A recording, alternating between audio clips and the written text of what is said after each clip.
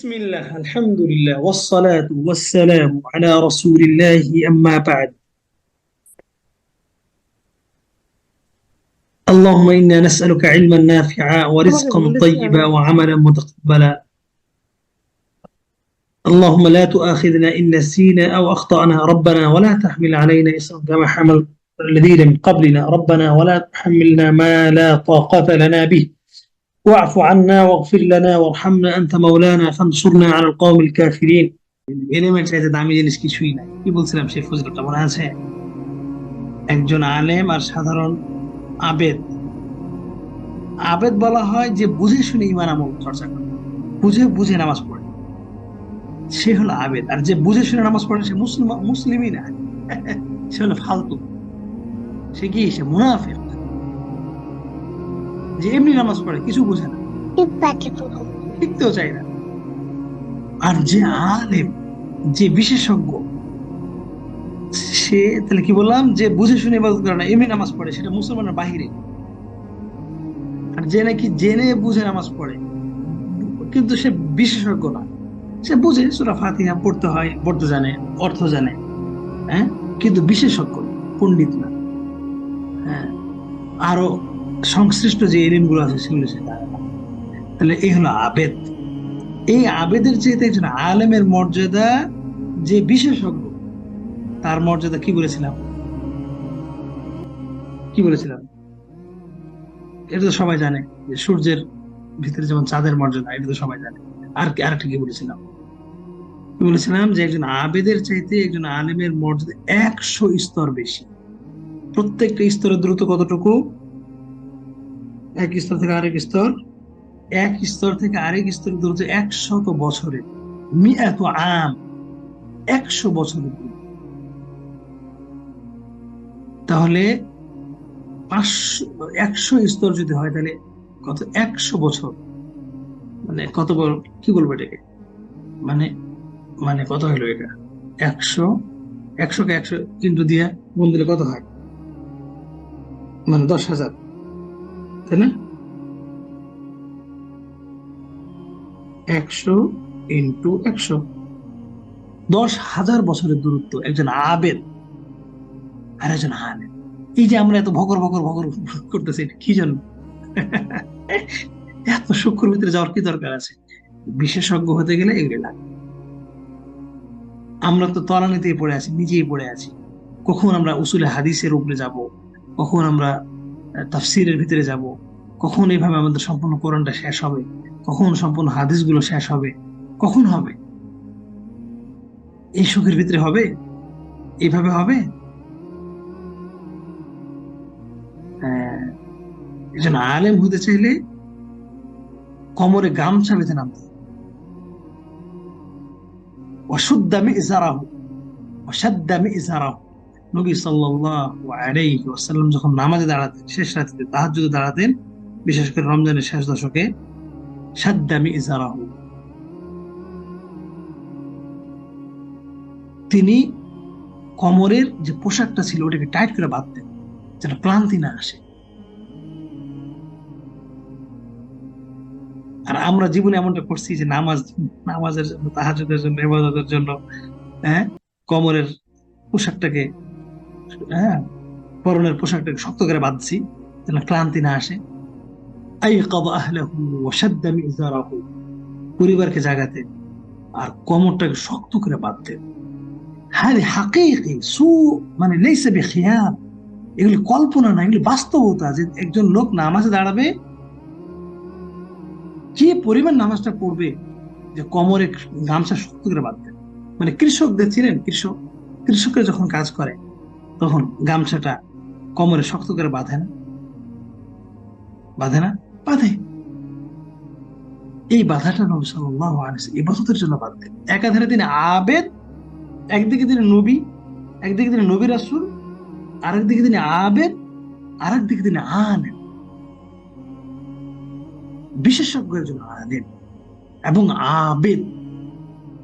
আবেদ মানে ঘন্টার পর ঘন্টা ইবাদত করেই যাচ্ছে, ইবাদত করেই যাচ্ছে, ইবাদত করেই যাচ্ছে।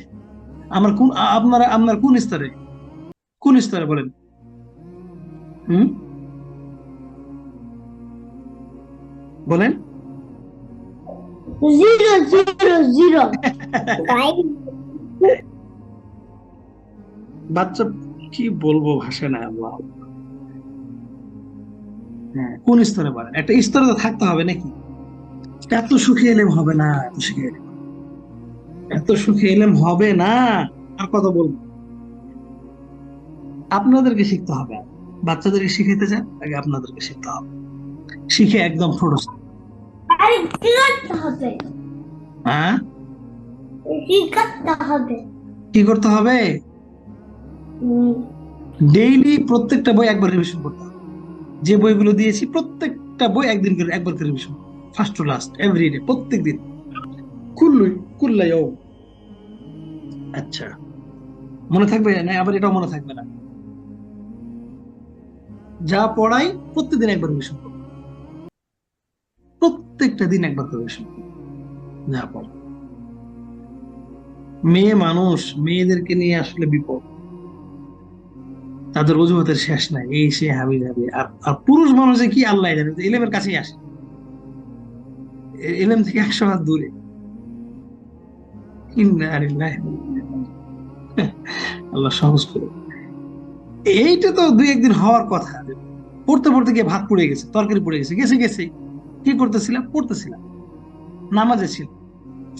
এটা কথার কথা, দুই একদিন তো এমন হতেও পারে, অস্বাভাবিক কি? হ্যাঁ, কিন্তু এই খেয়াল কি আমাদের আছে? আল্লাহ আকবার। নবী সাল্লাল্লাহু আলাইহি ওয়াসাল্লাম ইসলাম বাঁচাইতে গিয়ে নামাজে ভুলে গেছে। আল্লাহ আকবার।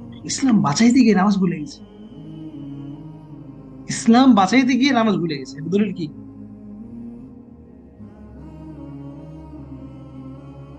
এটা আল্লাহ মাফ করে দেয়। আগ্রহ থাকলে আল্লাহ মাফ করে দেয়।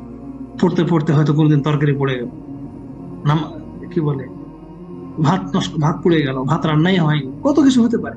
হুঁ, কি সমস্যা?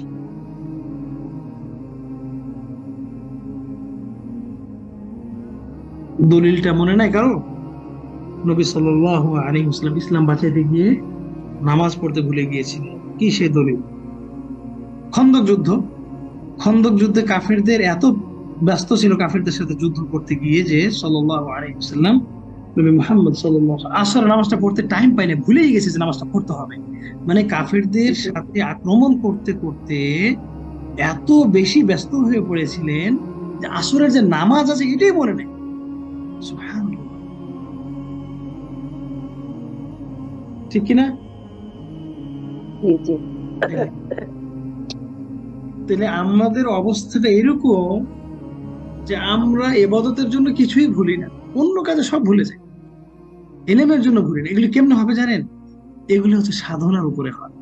প্রচুর ব্যস্ততার মধ্যে, মানে জ্ঞানের জন্য পাগল হয়ে গেলে পড়তে পড়তে পড়তে পড়তে পড়তে তখন মনে হবে, দেখবেন একদিন দেখবেন যে গোসল করতে ভুলে গেছেন, একদিন খেতে ভুলে গেছেন, একদিন দেখবেন যে এগুলি ইমামদের যুগে ঘটেছে। হাজার হাজার ইমামদের এই ইতিহাস আছে, হাজার হাজার, অনেক এই ইতিহাস আছে যে কেউ খাবার দিয়ে, মানে বাসা থেকে খাবার দিয়ে গেছে, খাবারটা আছে এই টেবিলে পড়ে, হ্যাঁ টেবিল আছে, নষ্ট হয়ে গেছে, পরে ওই খাবারটা নিয়ে গেছে, আবার খাবার দিচ্ছে, ওটাও পড়ে আছে।